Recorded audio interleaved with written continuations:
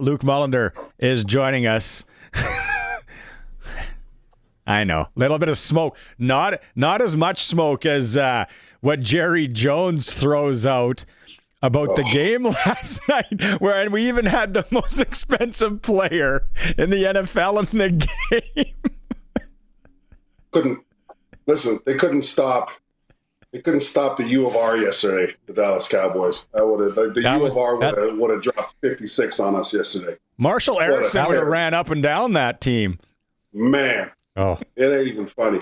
We're terrible. That was the Cowboys Super Bowl yesterday. That was for them. That was their Super Bowl. That's a Super Bowl win. A 40-40 tie against Green Bay. Wrap it up. We're done for 2025. That was not the Cowboys Super Bowl. There's bigger games coming up. We got the Eagles. We got the Giants. Man, we got the number 1 offense in the league and the number 31st defense. Like, it's crazy. Yep. Yeah. We can get into more Cowboys later. They're one of those teams. If I was a Cowboys fan, you can't figure this team out. It's like, what is going on? But anyway, Luke, we got a lot of people messaging in here, and if you have questions for Luke, let them fly right now. It's been a few days. I don't know if you've watched any of the game, but you were there, you saw it, all that. When you go back to this game, and to Maz's point earlier, it's like the recency bias of that last drive and how close it was. Was the game that close, or did you feel that kind of Edmonton, for the most part, was controlling it most of the game?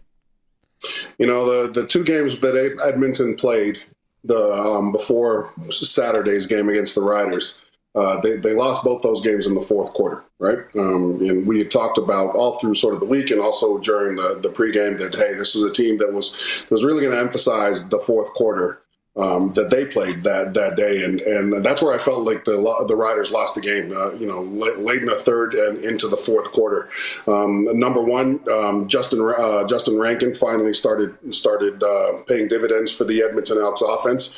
Right, he busted the big run. They started doing a little bit better there. Unfortunately, we weren't able to manufacture consistent pressure on Cody. And then you had, the long bomb that plays like the long bomb, for instance, that led to their last touchdown, just coverage breakdowns, right? So there's a lot of things, obviously, that the Riders are going to want to improve on from there. You've got 6 potentially missed points from the field goal position or from the kicker position. But again, it's not necessarily about the Edmonton Elks. It's what do you do? What do you see on film? And how can you learn and adjust from it? Because there was a lot of things, obviously, that they're going to want to build on. A lot of the comments that I read, some people think that Trevor Harris is off and that they feel that he's been off since the Calgary game. I don't know if something happened in that game, physical, psychological, but what was easy in the first third of the season seems to be a bit of a struggle. Would you agree with that as well? In the first quarter, Trevor Harris obviously there was 3 turnovers, 2 interceptions, and both of the interceptions looked like he was really staring down his target, right? I think that whenever you have a talent like a guy like a Joe, for instance, you don't necessarily want to force, like, things have to develop organically, right? And I think that him and Joe maybe have some work to get on to get on the same page. They look like they weren't on the same page whenever they were trying to connect. But again, yeah, I think that it's late in the season. Everybody's banged up, right? And these are just sort of the ebbs and flows that you got to deal with in the CFL, right? Like, guys aren't going to be at their best every single game. It's more about how you react to the things. And again, it's just one of those things. I think that you got to give every other team credit here. And again, this, the last third of the year, when I talk about teams needing to play their best football, that's not just the Riders needing to play their best football, and it's not just the Riders that understand that, right? Every single team in this league, especially, for instance, the Edmonton Elk, right? Coached by Mark Killam. They've got former players as coordinators, right? Like, all of these guys know that the last 6 weeks of the season is where you need to put it all together. right? So you got to give credit where credit is due to Edmonton. I thought that for the most part in the first half, the Riders played really well, and it was going to be on that third quarter because historically Edmonton had not done well in the third quarter. And, for some of the things that I felt the Edmonton Elks needed to build on to compete with the Saskatchewan Roughriders, I felt they did. Right, you can't knock another team; those guys get paid too, right? So they made the plays, and again, Justin Rankin, we held him in check pretty much all game, and you saw his ability to break open a game within 2 plays, right? I to the point that when Maz and I were talking before, it's like you mentioned they get paid too. And then the other thing is the coaches, right? Like, we got to give credit where credit is due to the coaching staff. JC Sherritt is there on the other side. So what Trevor Harris is maybe accustomed to being open, a lot of teams are game planning against that now. It's like he likes to go here. He likes to see this. The one thing, Luke, that I can't put my finger on, maybe you can, what's with the slow starts offensively? Yeah, so again, I think that that's probably an area. I know that when I talked to AJ after the game, for instance, and when I talked to Coach, they both mention it, right? Slow starts are due to any number of reasons. I think that for the Saskatchewan Roughriders, it doesn't mean you come out against Ottawa and you go yard on the first play. Right, you just got to go out and execute. And I think that when you start slow, what are the things that you've been focusing on, right? And I think that it goes a little bit into kind of the conversation that the whole crew had around peaking, and the conversation that AJ and Trevor had with Dave around figuring out what type of team that you want to be. And I simply remarked that, hey, now's not the time to figure that out. Now's the time to play solid football, right? Now's the time to get on track, just like every other team, to elevate your game. It's you don't want to. So again, I'm not sure what's causing the slow starts. I just think that you've got Ottawa coming up, and you've got to finish strong in the Western Division. I hope that it wouldn't be complacency, just because you're a little bit farther ahead of the other Western teams in the Canadian Football League. But it's definitely something that they need to figure out, because you got to start fast and you got to finish strong. Those are sort of the 2 components to working towards a win. You mentioned AJ Ouellette. To me, he had his guy. He's earning his money, goes over 1,000 yards. So he was a bright spot Saturday. And then the Rider D-line, what did they have, 4 or 5 sacks? Could you imagine, Luke, if they didn't get that pressure on Cody and get those sacks, what the Elks could have done if Cody had that extra second or 2 to complete some passes or get it out to Rank? I think that's that unfortunately for us, though, that really contrasts the difference between the 2 teams. For instance, AJ Ouellette, he was having a ton of success, but they were throwing body after body after body at AJ Ouellette, right? And it's the reason why we didn't have success bringing Justin Rankin down in the fourth quarter, is there were too many just sort of singular one-arm tackle attempts, right? And to Edmonton's credit, you mentioned it exactly right. They figured out how to start protecting Cody a lot better, right? Like, they figured out how to give him an extra second in the pocket, and it paid dividends. That's when they started hitting the Riders with the longer passing plays, right? And then you saw some miscommunication in the secondary. I'm not sure, you go back to the Hilaire play, I'm not sure where the safety was supposed to be. It seemed like he had come over late, depending on what defensive call there is. You don't want to blame, obviously, new guys being in the secondary, because you get a week to practice. You also are surrounded by veterans. This team's just got to find the areas where they're not, whether it's communication, whether it's just effort to the ball. They got to figure something out, because again, every other team is going to start really climbing here, and the Riders need to climb as well. Do you think, Luke, that going to Ottawa, kind of a short week on Friday, do you think they maybe try the other kicker? Do I think that maybe they try the other kicker? I mean, it's October. I would think that if you were willing to try another punter, you'd be willing to try another kicker, yes. Right? If I was to put Joe Couch and Brett Lowther on film, right? Like, I wouldn't say that it was Joe Couch, right, that was the one who needed replacing, if that makes sense, right? Like, I get why. I thought the new punter was great, right? And maybe that's just a guy they really, really liked, and that happens. But I think that if you are willing to try out, a new punter in Edmonton, why not, right? Why not give some reps to somebody else? I think it's just all in the way you look at it. Are you trying to just help or trying to figure out a way to get Brett Lowther comfy and consistent?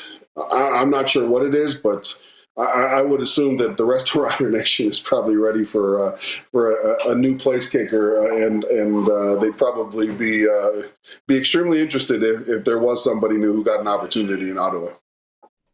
Campbell Fair, he's still on the practice roster. That's where I'm wondering. Yeah, but it's no, that's what I mean. That's what I mean. I just think that it's worth mentioning because they were willing to change the punter, right? So, all right, does that mean you're also willing to change the place kicker, the field goal kicker? Somebody on the text line said, "Well, it was unfair that they put Lowther out, plus 50, but in the playoffs, when you need to score points to win, when it matters, that may be as close as you get. That's going to be your best opportunities. And you've got it. Are you always going to get it? No, but that's the situation you're in." I looked at, and Luke, I know you guys were getting ready for the game on Saturday, but the precision of the beatdown that the Winnipeg Blue Bombers put on the Hamilton Ticats, like with a scalpel, they carved them up. And I was like, that's not the Winnipeg team that any Rider fan wants to see. Where Zach's dropping back, bombs, 40-3, the final score, field goal kickers making it from everywhere. That BC game, BC looked good, Montreal looked good, Winnipeg looked good this weekend. That's the part as being a Rider fan that worries me. Like you said, everybody needs to be playing great football in this last third, and other teams are. And every team has their vulnerabilities, right? I think that you're right. I think that Winnipeg is a completely different team. With Zach Collaros. And I love watching Zach Collaros play. I think he's great for the CFL. It's better if he's on the field. But I've also been in those locker rooms and been in those situations. For instance, 2006, 2005, I think 2007 as well, with Dave Dickinson in BC. There wasn't any malicious intent in our defensive conversation, but we did understand that if, with the problems that Dave Dickinson was having, with concussions, we did understand that one good hit might give us another quarterback to compete against, and we knew that quarterback wasn't as good as Dave Dickinson. So like when you throw Mo Lloyd, there was Mo Apples, so you had Mike and Will coming, and Mo would go up the A gap, right? And if Mo got a connecting point to Dave, we understood that that might be the end of their QB1 situation, and we'll have QB2 in here, who we can manage a lot more. I think that for the Saskatchewan Roughriders, I don't think that people, I think that to say that it's not fair to Brett Lowther to be put in certain situations is really, really unfair to Jeremy O'Day and to Coach Mace. Jeremy O'Day and Coach Mace have been more than patient with Brett Lowther, perhaps more patient with inconsistency in that field, in that position on the roster than any position on the roster. And so there's no unfair point for Brett Lowther. At this point, he needs to make those field goals. Do you want to be kicking long 50-yarders? No, but you're right, Maz. I mean, if you need points in the playoffs, you need points in the playoffs. And I know it's, if you look at the facts, 6 points would have helped you against Edmonton, right? So, again, you're looking at being able to change game situations. 3 points doesn't sound like a lot, and you're talking to the person that is on record saying you need to cross the goal line with the football if you want to compete for Grey Cups, but you also need those key 3-point moments, right? Okay, former player here, color commentator with us, of course. Luc Mullinder joining us. This is from James, Paul, and Mark. I'll ask kind of the same question here. Why wouldn't they? And this is the scary game of hindsight 2020. Why wouldn't they run it number 45? From the 3-yard line on the 2-point convert instead of going for the throw? Easy to say that now, but if they run it and get stuffed, then it's like, why wouldn't you throw it? You got a parking lot as an end zone. Yeah. Same reason. I think that a lot of it may have to do with personnel. I think that if you looked across the field and saw the personnel grouping that Edmonton sent out for that down, maybe that's the reason you don't run AJ. I mean, it's not a guaranteed thing, right? And guys. The three gentlemen that I'm glad, it's a great question, but you have to remember that Edmonton came into that game being the second best team against the run in the whole league. So it's not the runs that were easy it's passing where they're vulnerable. And the problem was it just looked like we were just not even close to being on the same page with the throw, right? Like it doesn't look like one either a Joe or Trevor Harris expected something different. And to be honest, when the ball was thrown at the end of the game, I didn't think that ball was catchable anyways, regardless of who miscommunicated. It didn't seem like it was going to be caught. So again, I think that if you look at obviously hindsight's 2020. Edmonton was struggling against the run, but for a 2-point conversion with that on the line, if you feel confident in a short pass, I'm not surprised you go for it in that situation. Is it the Marshawn Lynch on the 1-yard line Super Bowl up for grabs conversation? Maybe that changes. Maybe if the Riders are in that similar such situation in the Western Final of the Grey Cup, maybe they remember the Edmonton incident, the 2-point and run the ball after all. Malcolm Butler, love that guy. Curtis brings up a good point. They stuffed AJ on a 2-point convert earlier. Here it is right here if you're watching the stream. Yeah, exactly. So that's got to play into it as well. Okay, Luke, we took up a lot of your time here. Again, as always, thanks so much. Short week for you. You going to clean the pool? Are you winterizing it this week? Oh, man, I don't know what. It's got a bunch of leaves in it right now, man. I want this team to get on the plane to Ottawa. Let's go get a win. Let's go get some momentum back, man. You got to finish strong. 30 degrees tomorrow. God, you'll be using that. Is that what it's going to be? I got things to do anyways. Got to work. Speaking of Ottawa, they're not mathematically eliminated, but it's a long shot. It's uphill. Are guys playing for jobs, so they're going to be playing loose, playing free?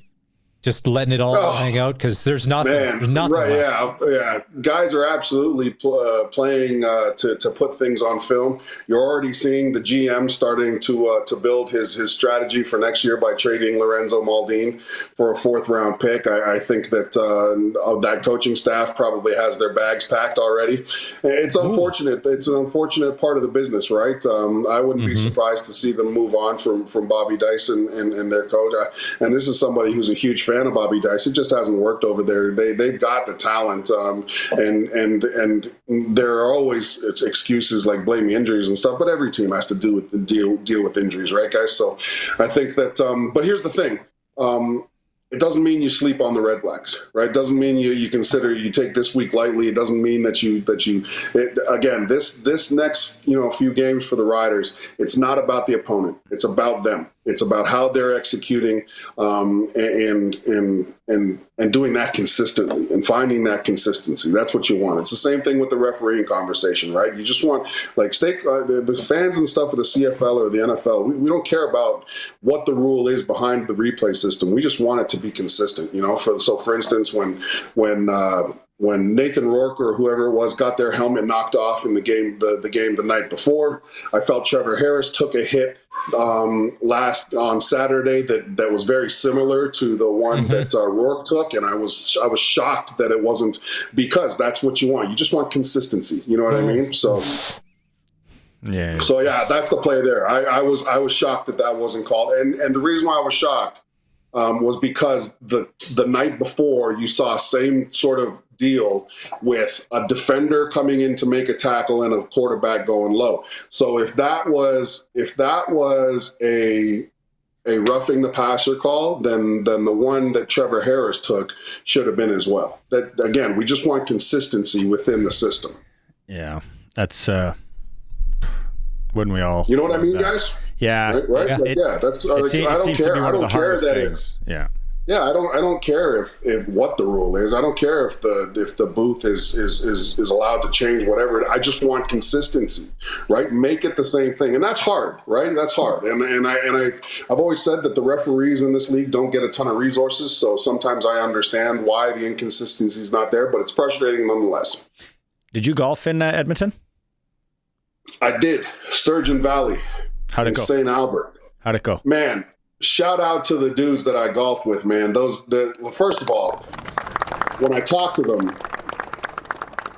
when I spent some time with them, it was just really encouraging. They had gotten 112 rounds in that season.